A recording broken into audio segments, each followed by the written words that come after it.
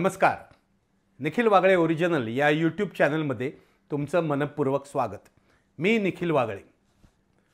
शरद पवार पुन्हा एकदा प्रकाशझोतात आलेले आहेत.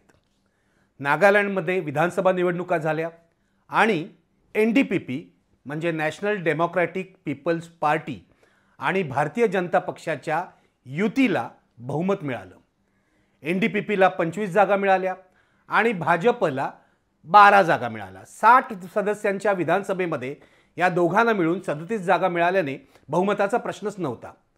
मात्र NDPP किंवा भाजपने पाठिंबा मागितला नसतानाही NCPचे तिथे 7 आमदार निवडून आलेले होते. या 7ही आमदारांनी सत्ताधाऱ्यांना पाठिंबा द्यायचं जाहीर केलं. हे आमदार मंत्रिमंडळात जाणार की नाही, त्यांना मंत्रिपद मिळणार की नाही अजून स्पष्ट झालेलं नाही. परंतु शरद पवारांनी NDPP आणि भाजपच्या युतीला पाठिंबा दिल्यामुळे देशभरात एकच वादळ उठलं.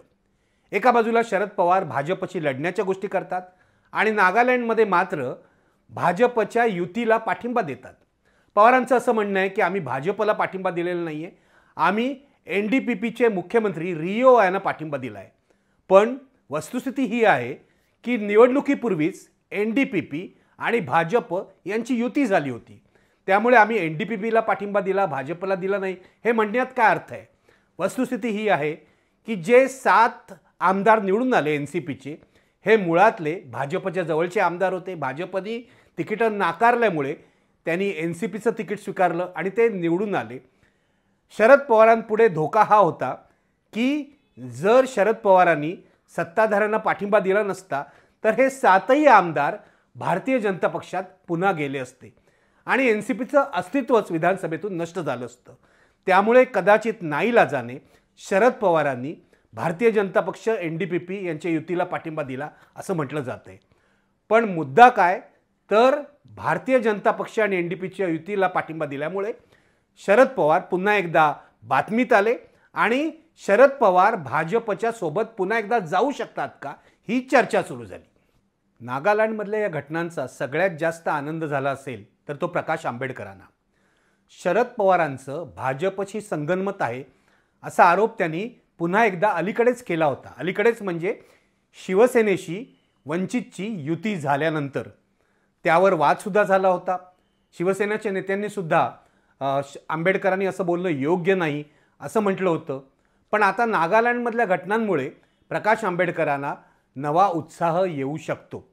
गंमत बघा, चिंचवड विधानसभेची पोटनिवडणूक पार पडली आणि वंचितवर राष्ट्रवादीने पुन्हा एकदा आरोप केला होता की वंचितवाले भाजपला मदत करतायत. याचं कारण असं की राहुल कलाटे यांच्या अपक्ष उमेदवारीमुळे नाना काटे हे जे राष्ट्रवादीचे उमेदवार होते त्यांना पराभव पत्करावा लागला असं राष्ट्रवादीचं म्हणणं होतं.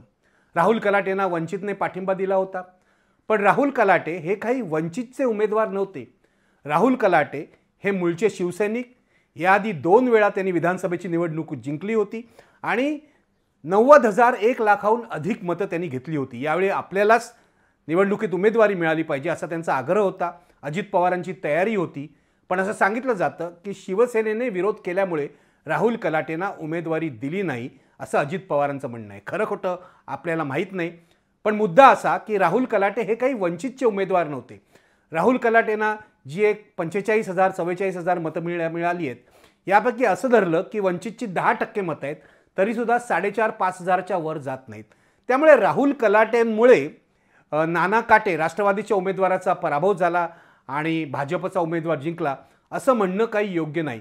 पण या निमित्ताने पुन्हा एकदा राष्ट्रवादीने वंचितवर प्रश्नचिन्ह लावलं होतं आणि आता राष्ट्रवादीने नागालँडमध्ये भारतीय जनता पक्षात सामील असलेल्या सरकारलाच पाठिंबा दिल्यामुळे प्रकाश आंबेडकर यांच्या चेहऱ्यावर स्मितहास्य पसरलेलं असेल याविषयी माझ्या मनात काही शंका नाही. महाराष्ट्राच्या राजकारणामध्ये महाविकास आघाडीचं काय होणार हा प्रश्न ते उपस्थित करतील आणि केला तरी त्यामध्ये आश्चर्य काही नाही. कारण शरद पवारांच्या या कृतीमुळे, शरद पवारांच्या या खेळीमुळे महाराष्ट्रातल्या महाविकास आघाडीत सुद्धा आता संशयाचे ढग जमा झालेले असतील. काँग्रेसच्या मनात संशय असेल, शिवसेनेच्या मनात संशय असेल. पण मुद्दा हा आहे की शरद पवारांविषयी कायम असा संशय का निर्माण होतो. याचं कारण असं की शरद पवार स्वतःला पुरोगामी म्हणवत असले, कायम फुले शाहू आंबेडकरांचं नाव घेत असले तरी त्यांचं जे राजकारण असतं ते अत्यंत व्यावहारिक पातळीवर असतं.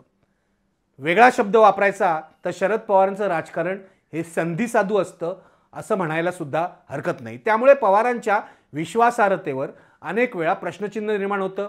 नागालँडमधली घटना एरवी छोटी आहे, नागालँडमधलं राजकारण वेगळं आहे. एरवी शरद पवारांनी अशा प्रकारे रिओनच्या आणि भाजपच्या युतीला पाठिंबा दिला असता तर कदाचित प्रश्नचिन्ह निर्माण झालं नसतं. पण आज देशात जी परिस्थिती आहे त्यामध्ये हे प्रश्नचिन्ह निर्माण झालेलं आहे. शरद पवारांचा इतिहास बघितला तरी त्यांनी अनेक वेळेला भारतीय जनता पक्षाची मदत घेतली आहे किंवा अनेकदा प्रत्यक्ष अप्रत्यक्षरित्या भाजपला मदत केलेली आहे. तुम्हाला माहिती आहे 1978 साली शरद पवार जेव्हा पुलोदचे मुख्यमंत्री झाले तेव्हा त्या सरकारमध्ये जनसंघ सामील होता. त्या सरकारमध्ये नंतरच्या काळात ज्याचं रूप भाजप झालं तो जनसंघ सामील होता. आणि हे लक्षात ठेवायला पाहिजे त्यावेळेला जनता पक्ष असल्यामुळे कोणी आक्षेप घेतला नव्हता. त्यामुळे शरद पवारांना जनसंघ किंवा भाजपच्या विचारसरणीशी काहीतरी शत्रुत्व आहे, दुश्मनी आहे किंवा शरद पवार या विचारसरणीला विरोध करतात म्हणून राजकारणात त्यांना अस्पृश्य मानतात अशातली काही गोष्ट नाही आहे. अगदी 1995ची गोष्ट जर पाहिली, जेव्हा काँग्रेसच्या आघाडीचं बहुमत गेलं आणि शिवसेना भाजप सत्तेत येणार असं दिसलं तेव्हा त्यांना काही अपक्षांची मदत हवी होती, अपक्षांचा पाठिंबा हवा होता. त्यावेळी शरद पवारांचे समर्थक असलेल्या आमदारांनीच त्यांना पाठिंबा दिला मनोहर जोशी सरकारला आणि त्यामुळे मनोहर जोशींचं सरकार सत्तेत आलं. ही सुद्धा वस्तुस्थिती आहे. त्यानंतर आपण पाहिलं 2014 साली जेव्हा शिवसेना भाजप जिंकले, त्यांचे आमदार बहुसंख्येने निवडून आले, परंतु भाजपला पाठिंबा द्यायची शिवसेनेची मनापासून तयारी नव्हती.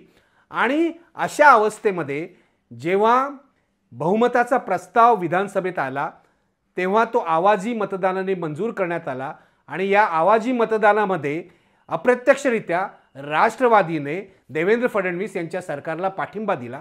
ही तर वस्तुस्थिती आहे. त्यावेळेला देवेंद्र फडणवीस यांच्या सरकारला आपण का पाठिंबा दिला हे शरद पवारांना पुढे कोणीतरी विचारलं. ते असं म्हणाले, राज्यामध्ये स्थैर्य पाहिजे, राजकीय स्थैर्य पाहिजे म्हणून आपण ही कृती केलेली आहे.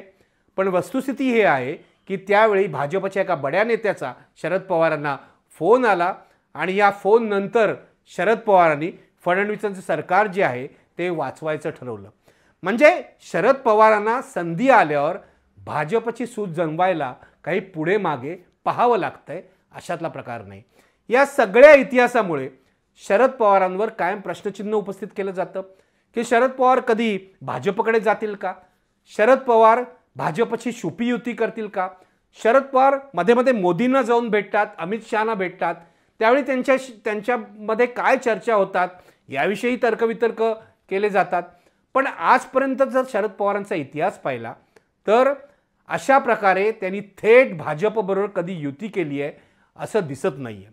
मला तुम्ही विचाराल तर नजीकच्या भविष्यकाळात शरद पवार भाजपबरोबर थेट किंवा प्रत्यक्ष युती करण्याची शक्यता मला तरी दिसत नाही. पण दुसऱ्या बाजूला मला हेही सांगितलं पाहिजे की जेव्हा जेव्हा महाराष्ट्रातल्या राजकारणात संधी येईल आणि शरद पवारांना जर असं वाटेल की राष्ट्रवादी काँग्रेसने भाजपबरोबर जायला हवं, त्यामध्येच राष्ट्रवादी काँग्रेसचा फायदा आहे, तेव्हा तेव्हा शरद पवार अशा प्रकारचा निर्णय घ्यायला मागे पुढे पाहणार नाहीत असं माझा राजकीय अनुभव मला सांगतो. त्यामुळे साहजिक आहे शरद पवारांनी नागालँडमध्ये जो निर्णय घेतला तो नागालँडच्या राजकारणापुरता सीमित असला तरी त्यामुळे महाराष्ट्रात सुद्धा प्रश्न विचारले जात आहेत. शरद पवार आपल्या विश्वासार्हतेवर लागणारी ही प्रश्नचिन्ह कशी दूर करणार हा प्रश्नच आहे. 1978 पासून आजपर्यंत त्यांना ते शक्य झालेलं नाही आहे. शरद पवार ऐनवेळी कोणता निर्णय घेतील हे सांगता येत नाही. त्यामुळे कदाचित शरद पवार शिवसेनेचीही साथ सोडतील आणि उद्या परिस्थिती निर्माण झाली तर भाजपबरोबर जातील असंही म्हटलं जातं. महाविकास आघाडीमध्ये जो काँग्रेस पक्ष आहे त्या काँग्रेस पक्षाच्या नेत्यांच्या मनातही शरद पवारांविषयी हा कायमचा संशय असतो.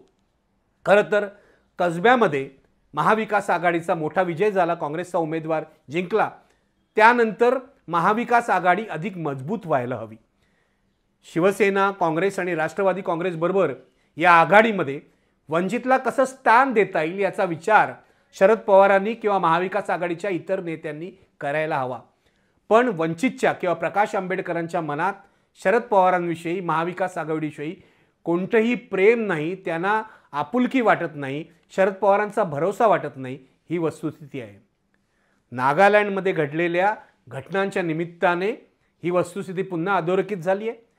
शरद पवारांच्या विश्वासार्हतेवर पुन्हा एकदा प्रश्नचिन्ह निर्माण झालं आहे आणि शरद पवार नेमकी कोणती राजकीय भूमिका घेतील ही चर्चा पुढच्या काळात सुद्धा चालू राहील आणि विरोधी पक्षांच्या ऐक्यावर सुद्धा प्रश्नचिन्ह निर्माण होईल.